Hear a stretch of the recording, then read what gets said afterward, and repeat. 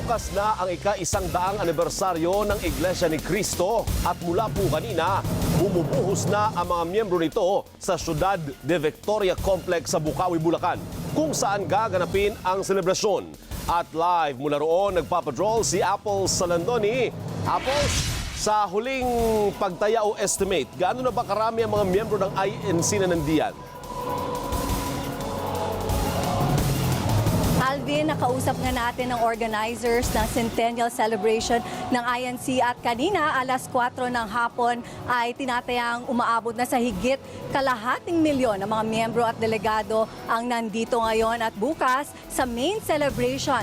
Alvin, mamayang bukas alas 7 ng umaga ay inaasang aabot ito ng 1.5 million na katao. At kung Alvin ngayon ay libo-libong delegado na ang dumadagsa, ay kaya nga inaasang mas lolobo pa ang bilang nito mamayang gabi hanggang bukas. Ito ay kasabay ng selebrasyon ng INC sa iba't ibang panig ng Pilipinas at pati sa buong mundo. At habang naghihintay ang mga miyembro dito para sa selebrasyon bukas, ay nagsasalo-salo muna sila sa pagkain at yung iba naman ay namamasyal sa complex. Galing pang Zamboanga City si Ninit pero hindi niya ramdam ang pagod ng biyahe. Labis kasi ang kanyang pasasalamat sa pagkakataong makadalo sa sentenaryo ng Iglesia ni Cristo. Siyempre masaya kasi isa ako sa mapalad na nakapunta dito. Kasi marami yung ibang gusto magpunta dito pero hindi nga pwede. Gaya ni Ninit, nagsisidatingan na rito ang libo-libong miyembro ng Iglesia ni Cristo mula sa iba't ibang panig ng Pilipinas at ibang bansa. Dito na rin sa Ciudad de Victoria Complex, magpapalipas ng gabi ang libo-libong miyembro ng Iglesia ni Cristo para nakahanda na agad sila sa pagsisimula ng selebrasyon bukas ng umaga.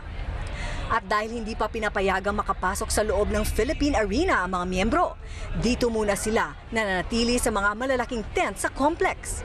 Habang naghihintay, inaaliw ng iba ang sarili sa pamamasyal sa complex at nagpipicture taking. Ang grupo naman ni Claire galing California, USA, naglatag na ng banig dito sa labas ng arena. Dito sila matutulog kaya nagbaon na sila ng pagkain, kumot at damit. There will be no more 100 years. In our age, maybe we will not reach that another centennial. Bukas ng umaga, sama-sama silang dadalo sa tanging pagsamba na pangungunahan ng tagapamahalang pangkalahatan ng Iglesia ni Cristo na si Ka Eduardo V. Manalo. Susundan ito ng oratorio, isang musical. Mahigpit na ang seguridad sa paligid ng arena. Nakahanda na rin ang higit 20 first aid at medical stations na nakakalat sa buong complex. Ang Iglesia ni Cristo, kinikilala naming lahat ng ito gawa ng Diyos. Ang lahat ng makikita nyo dito sa Ciudad de Victoria Complex, regalo ng Panginoong Diyos. Karamihan ng mga miyembro at delegado dito sa complex ay dito na rin magpapalipas ng gabi at aaliwin naman sila ng isang pyro musical display mamayang hating gabi. Alvin? Maraming salamat, Apples Halandoni.